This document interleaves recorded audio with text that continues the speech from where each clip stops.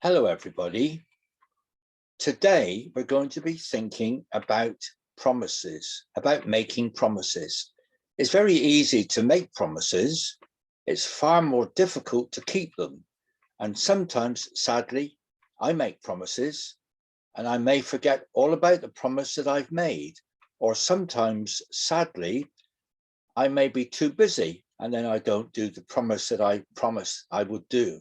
So as we come to continue with the life of Joseph, and we're going to continue thinking about Joseph and what happened in his story, we'll be thinking particularly about keeping promises and making sure that what we say we're going to do, we actually do. We are on part 4 of the story of Joseph, and we'll be thinking about a promise forgotten and a promise kept. You remember the story so far. Joseph has a big family. Jacob is his father, and he has 11 brothers. Jacob made Joseph his favorite, and he gave him this special cloak. And because of that, his brothers were very jealous of Joseph. And they didn't like him either because he had dreams. And he said that one day they would bow down to him. And they didn't like that one little bit. So when they had the opportunity, they got hold of him and they pushed him into a pit. And they thought, we'll find some way of getting rid of him. Well, some merchant men came by where the pit was, and they sold Joseph for 30 pieces of silver. And he was taken by the merchantmen from Canaan all the way down to Egypt.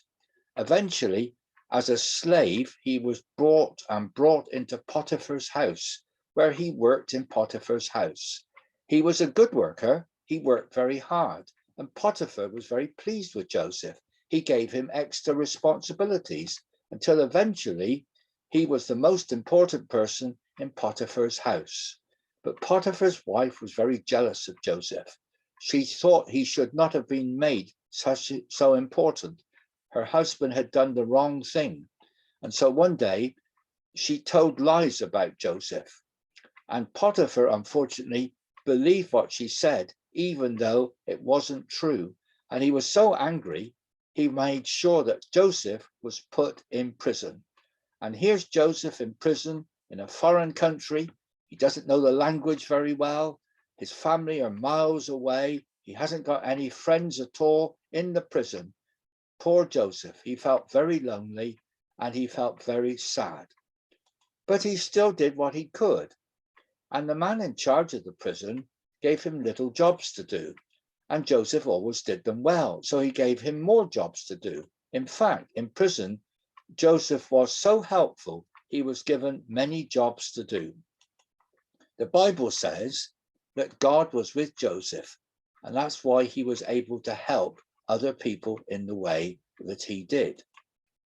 He went around helping folks who couldn't drink themselves, or helping with their food, or helping when they weren't well.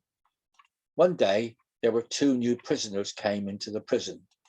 One of them was Pharaoh's chief butler.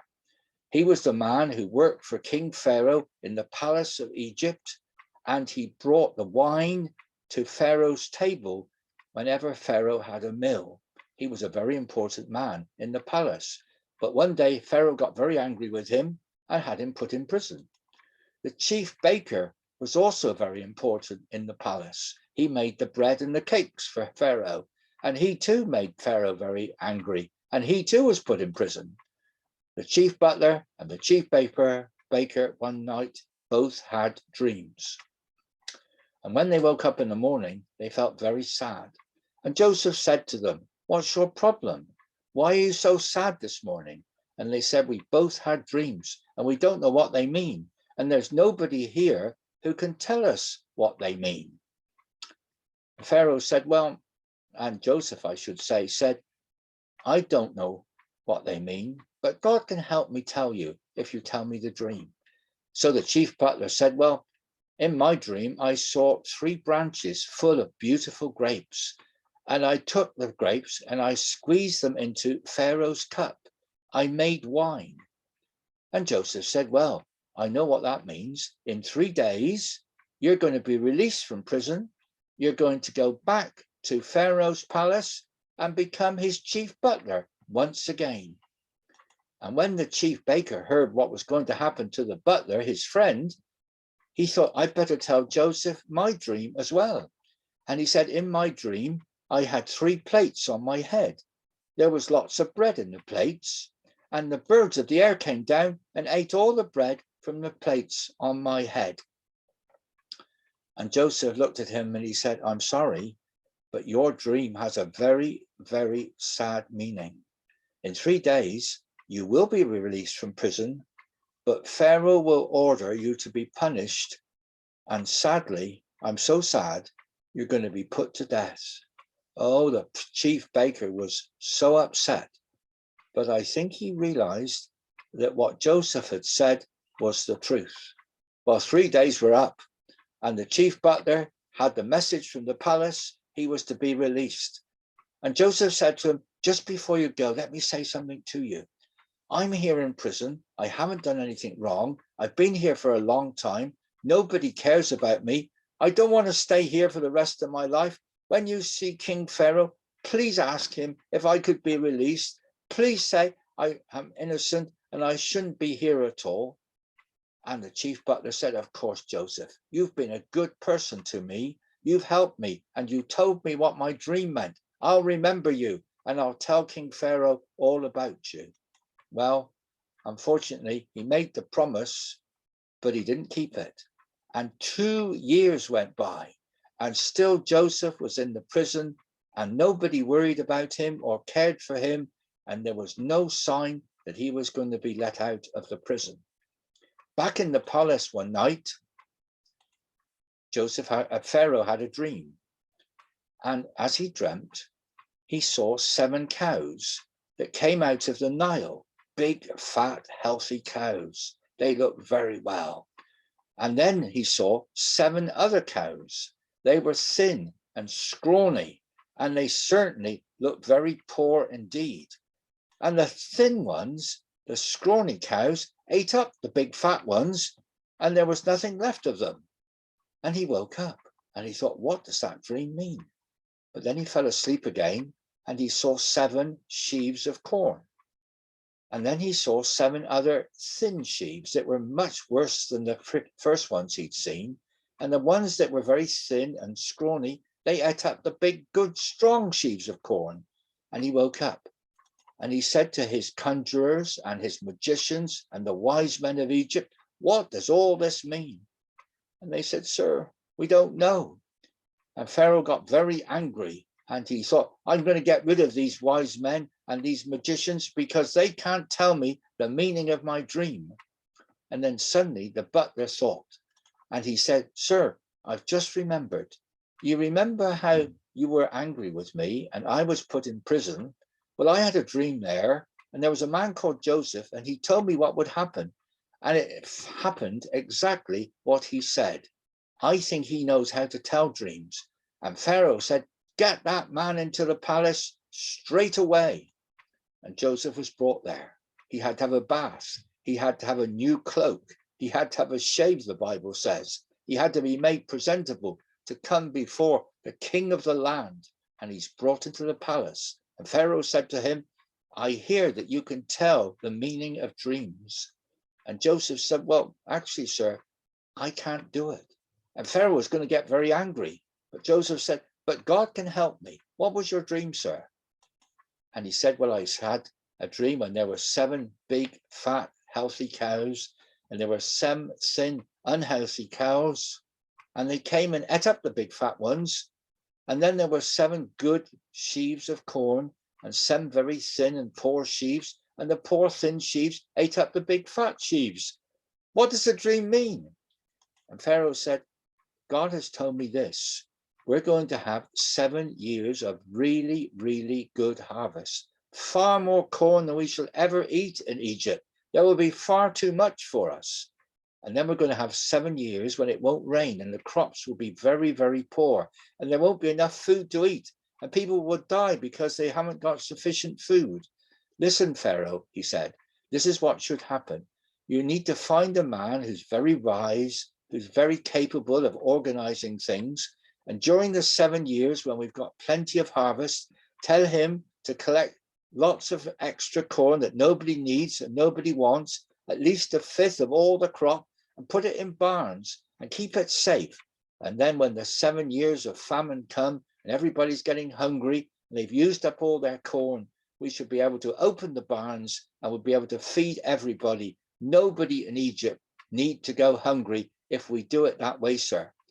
And when Pharaoh heard that, and Joseph explains his dreams and tells him what he should do, Pharaoh was absolutely delighted. He said, I believe what you say is true. I'm going to make you the prime minister. You're going to be the second most important man in the whole of Egypt. You can be in charge of collecting all the spare corn in the 7 first years, and then you'll be able to dispense the corn to the hungry during the second period of 7 years. And he gave him a ring, and he gave him a cloak, and he gave him a gold chain, and he took him through the streets in a chariot shouting, everybody must do what Joseph says they must do when it comes to the 7 years of good harvest. Joseph is given presents and becomes prime minister. Pharaoh had kept his promise. I've often thought that maybe he made the promise, and during the night and when he woke up the next day, he thought to himself, I'm crazy. I've got a man out of prison. Maybe he's even a criminal. He's a slave, and I've made him prime minister. I said he's the second most important man in the whole of the country. I've given him a ring and I've given him a cloak. I must be crazy. I should never have done it.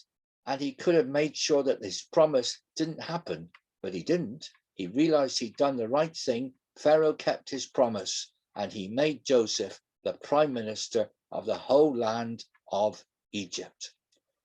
Other lessons that we can learn from this great Bible story, I think there are. Here's the first. Joseph was always honest and tried to do his best, whatever happened to him. When he was in Potiphar's house, he tried to do his best, even though lies were told about him. When he ended up in prison, he tried to do his best, even though he was innocent and shouldn't have been there. But because of what happened to him, he did his best. And now he's in the palace, a very strange situation for him, a foreign man from a different country in the palace of King Pharaoh and being made prime minister. Joseph is certainly going to do his best. But we talked about promises and we realized that Pharaoh kept his promise, but the chief butler didn't. He forgot all about it. We must always try and keep our promises, not to forget, not to be too busy to keep them, but to do everything we can to keep a promise that we've made. Somebody put it like this: sometimes the most important life lessons are the ones we end up learning the hard way. And if we could try and think about that as we come to the end of this part of the Joseph story, then we should be able to understand how important it is to just do our best, even if we are living in a very difficult situation.